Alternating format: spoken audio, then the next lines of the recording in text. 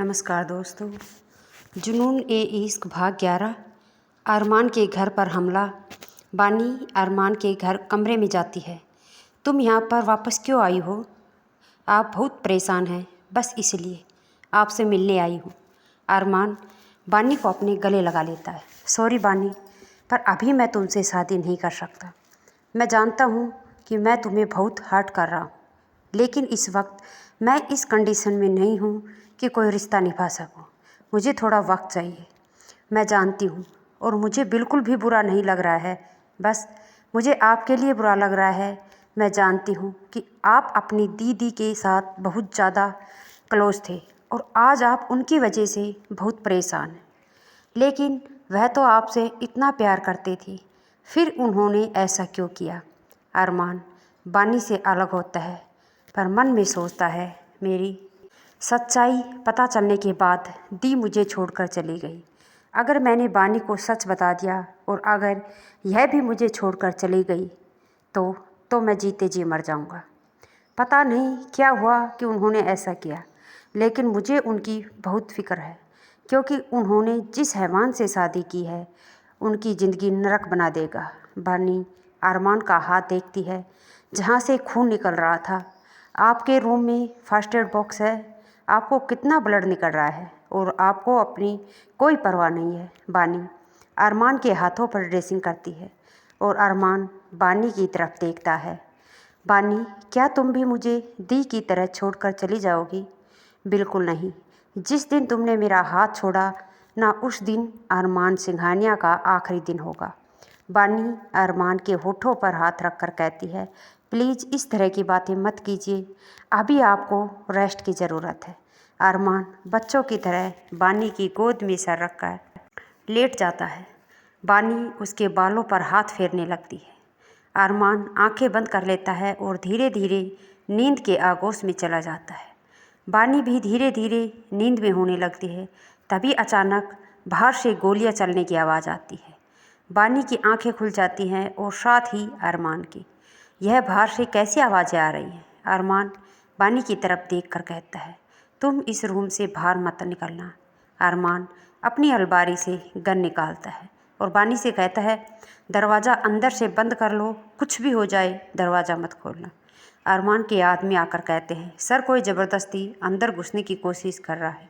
उसने हमारे 2 गार्ड्स को गोली भी मार दी है। किसकी इतनी हिम्मत जो अरमान सिंघानिया के बंगले में घुसने की कोशिश कर रहा है? किसी को भी नुकसान नहीं पहुंचना चाहिए। अरमान अपने दोनों हाथों में बंदूक लेकर बाहर आता है। दोनों तरफ से फायरिंग हो रही थी। अरमान उस पर भारी पड़ रहा था। तभी अचानक बानी के चिल्लाने की आवाज़ आती है। अरमान तुरंत दौड़कर ऊपर जाता है। एक आदमी बानी को गन पॉइंट पर लेकर खड़ा था। अरमान की आंखों में गुस्सा उतर आता है। अगर इसे कुछ हो गया तो तू नहीं जानता मैं तेरे साथ क्या करूँगा। बंदूक हटा।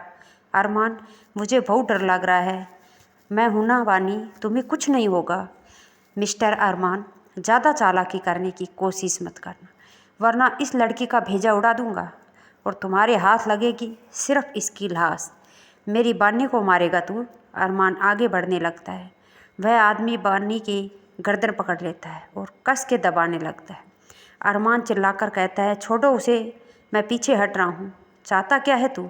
तेरी मौत। इतना बोलकर वह आदमी अरमान पर गोली चला देता है। गोली अरमान के कंधे को छूकर निकल जाती है। इतने में अरमान के आदमी आ जाते हैं। वह आदमी बानी को आगे करके उसके सर पर बंदूक लगा देता है। अगर इस लड़की की ज़िंदगी चाहते हो तो मुझे यहाँ से निकलने दो। अरमान चिल्लाकर कहता है, कोई भी शूट नहीं करेगा, मेरी बानी को कुछ नहीं होना चाहिए, जाने दो इसे। वह आदमी जल्दी से नीचे जाता है और बानी को धक्का देकर खुद गाड़ी में बैठकर भाग जाता है। नीचे गिरने से बानी के हाथ में चोट आ जाती है। अरमान तुरंत उसे उठाकर कहता है, तुम्हें कहीं चोट तो नहीं आई ना? अरमान बानी के हाथ पैर सबको अच्छी तरह चेक करता है। बानी अरमान के हाथ से निकलता हुआ खून देखती है। तुम्हारे हाथों से बहुत खून निकल रहा है। अरमान अपने आदमियों को इशारा करता है और बानी से कहता है, चिंता वाली बात नहीं है, गोली बस कंधे को छूकर निकली है, अभी डॉक्टर आकर ड्रेसिंग कर देगा। लेकिन अरमान, इस तरह तुम्हारे घर पर कौन हमला कर सकता है? क्या तुम इसी तरह रहते हो? अरमान बानी की तरफ देखता है, जिसकी आंखों में डर था। अरमान अपनी आंखें बंद करता है और बानी का हाथ पकड़कर उसे अपनी गोद में बैठाता है। तुम्हें पता है कि मैं एक सक्सेसफुल बिजनेसमैन हूँ और हमारे बहुत सारे दुश्मन हैं। ऐसा अक्सर होता रहता है, लेकिन इसका मतलब यह नहीं कि तुम इतना डर जाओ। लेकिन आपके पास गन क्या कर रही है? सेफ्टी के लिए रखनी पड़ती है। ऐसा पहले भी हो चुका है क्या आपके साथ? मेरे घर पर अटैक पहली बार हुआ है। बानी चलो, मैं तुम्हें घर छोड़ आता हूँ। अरे नहीं, मैं चली जाऊँगी। आपको चोट लगी है, आप रेस्ट कीजिए। मुझे कोई चोट नहीं लगी है, ऐसी छोटी मोटी मेरे लिए नॉर्मल है। और मैं तुम्हें अकेला नहीं छोड़ सकता, क्योंकि रिश्तों की बहुत कम दौलत बची है मेरे पास। जिसे भी प्यार करता हूँ वह मुझे छोड़कर चला जाता है। पहले माँ चली गई, फिर दी चली गई, सिर्फ तुम बची हो, जिसे मैं अनमोल तोहफे की तरह संभाल कर रखना चाहता हूँ।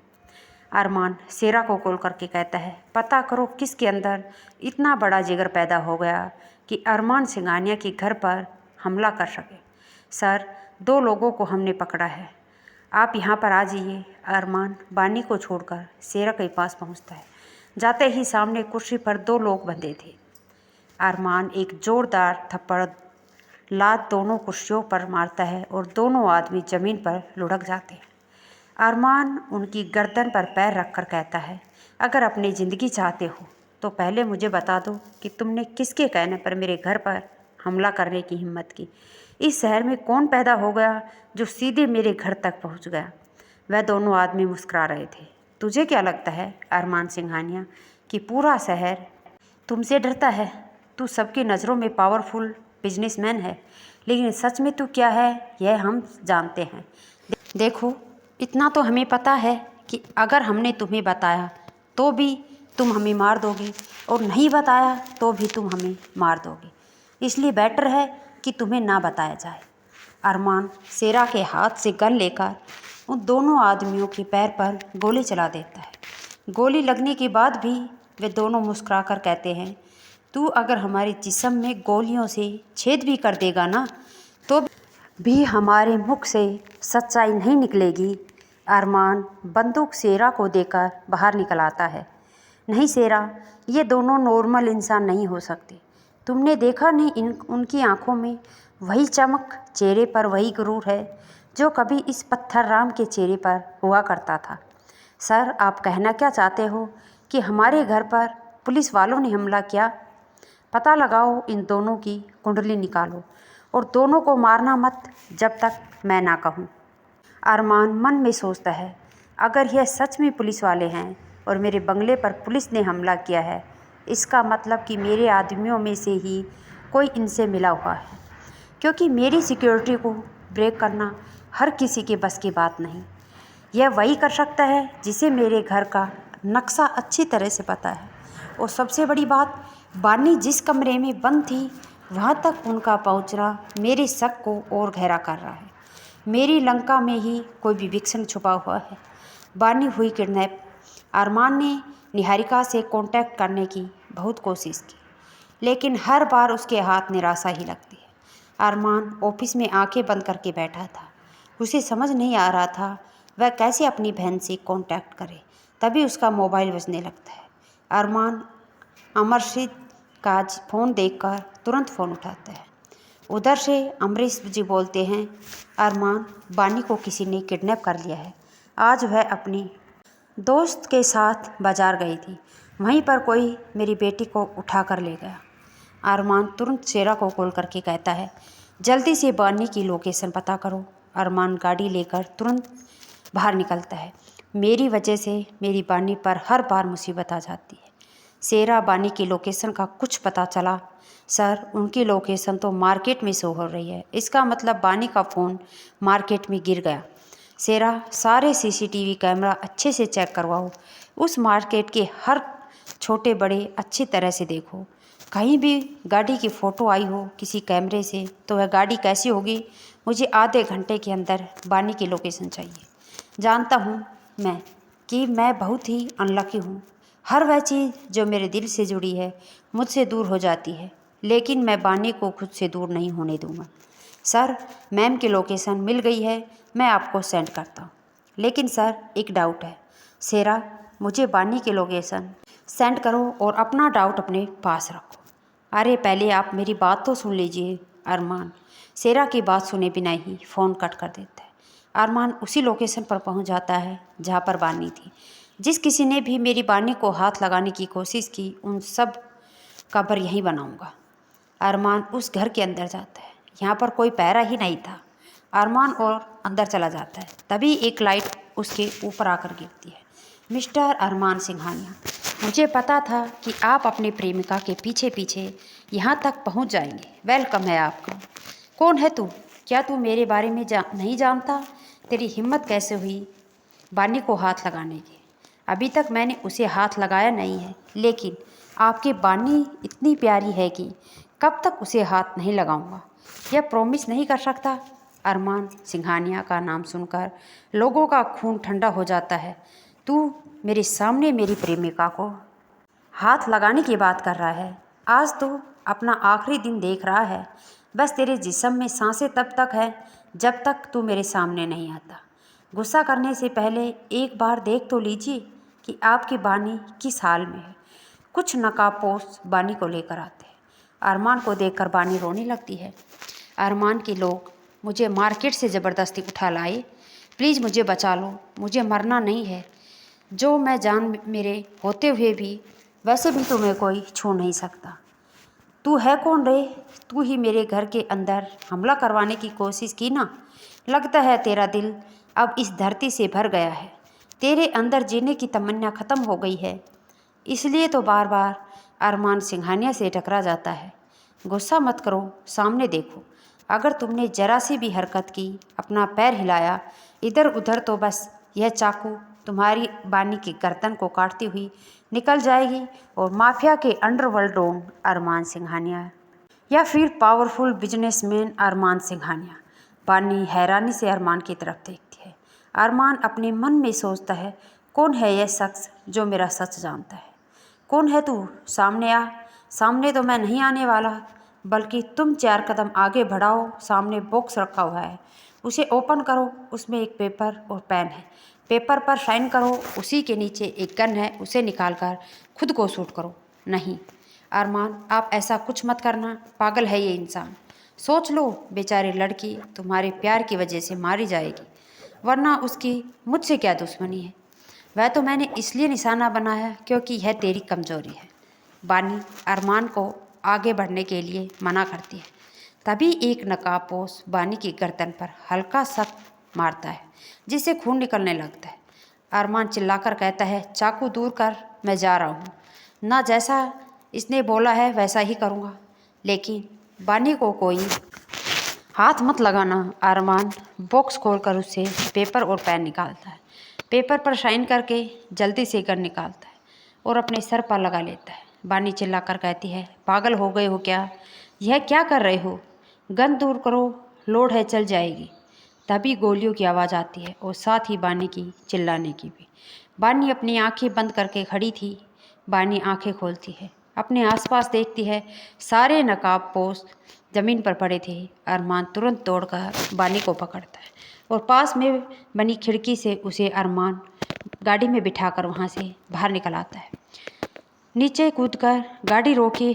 अभी हम उस जगह से बहुत दूर आ चुके हैं, मुझे आपसे कुछ पूछना है।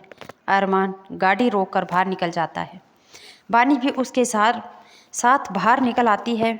मुझे बिल्कुल सच सच बताइए, वह इंसान जो कुछ बोल रहा था, क्या वह सच था?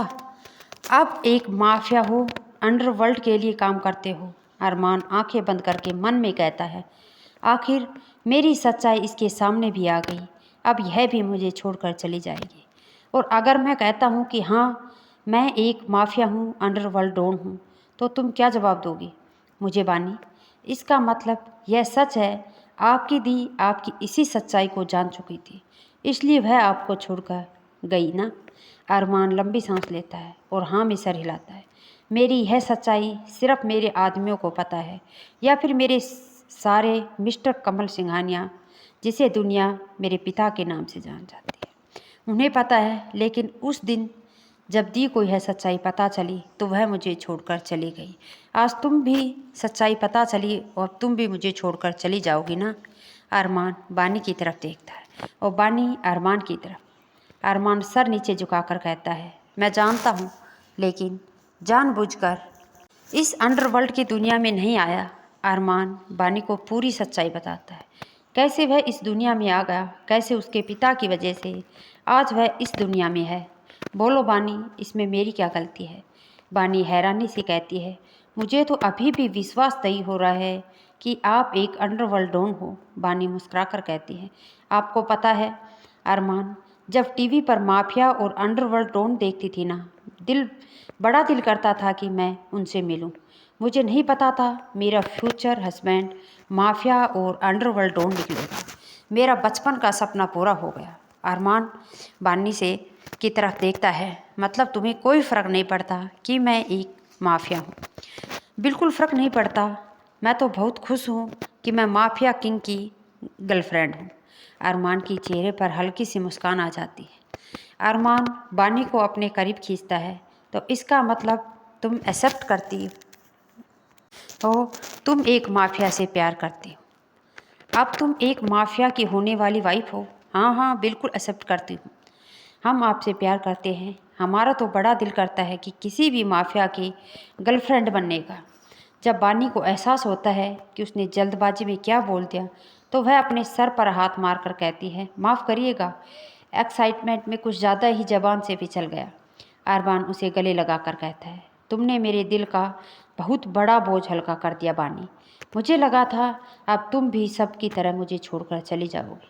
अच्छा यह बताइए, आज तक आपने कितने लोगों को मारा है? मतलब जैसे टीवी पर दिखाते हैं वह माफिया एकदम से कोल्ड फेस बनाकर उनके एक्सप्रेशन ऐसे ही करते हो? हेलो मैडम, अपनी टीवी की दुनिया बाहर आइए। रियल दुनिया उनसे अलग होती है और शायद उनसे ज़्यादा खतरनाक। वैसे तुमने एक माफिया से प्यार तो कर लिया। जानती हो, जब हम माफिया रोमांस करते हैं तो वह बहुत ज़्यादा वाइल्ड होता है। अच्छा, वह कैसे? बानी तुरंत कहती है, हाँ, मुझे पता है कि आपका रोमांस बहुत वाइल्ड होता है। शायद इसलिए आपने मेरे साथ इतना सब कुछ किया। मुझे तभी समझ जाना चाहिए कि एक नॉर्मल इंसान इतना गुस्सा कर ही नहीं सकता। बानी ऊपर देखती है और कहती है, मिस्टर माफिया, अब आप गाड़ी में बैठने का कष्ट करेंगे? मौसम ख़राब है, बारिश होने वाली है। अरमान बानी की आंखों में देखकर कहता है, आज मेरा बिल्कुल दिल नहीं है, चलो रोमांस करते हैं। अरमान बानी को अपनी बाहों में उठा लेता है। बानी हैरानी से कहती है, हम यहाँ जंगल में रोमांस करेंगे क्या? No darling, we are mating romance in car. अच्छा, कार में भी रोमांस होता है क्या? अरमान बानी को बेडशीट पर लेकर जाता है, उससे पूछता है और वह सीट ओपन हो जाती है। बानी कहती है, आपकी गाड़ी में सीट बेड भी बन जाती है, वैसे ही काफ़ी कंफर्टेबल है। अब हम चलें? अरमान मुस्कुराकर कहता है, कहाँ चलें? बानी का गला सूखने लगता है, क्योंकि उसे अरमान की आंखों में कुछ अलग ही नज़र आ रहा था। वह तुरंत उठकर बैठ जाती है और कहती है, बारिश होने वाली है, प्लीज़ चलिए ना यहाँ से। अरमान अंदर जाकर दरवाज़ा बंद कर लेता है। बानी अरमान से दूर होने लगती है। अरमान तुरंत उसका हाथ पकड़कर अपने करीब करता है और उसके होठों पर अपने होठ रख देता है। उसे किस करने लगता है। अरमान बानी को लिटा देता है, पूरी तरह से उसके ऊपर आ जाता है। बानी का रोमांस कल के एपिसोड में जानते हैं। आज का पार्ट यहीं ख़त्म करते हैं। वीडियो पसंद आए तो लाइक शेयर कर देना। चैनल पर नए हो तो चैनल को सब्सक्राइब जरूर कर लेना। धन्यवाद दोस्तों, और कमेंट बॉक्स में अपनी राय ज़रूर लिखें।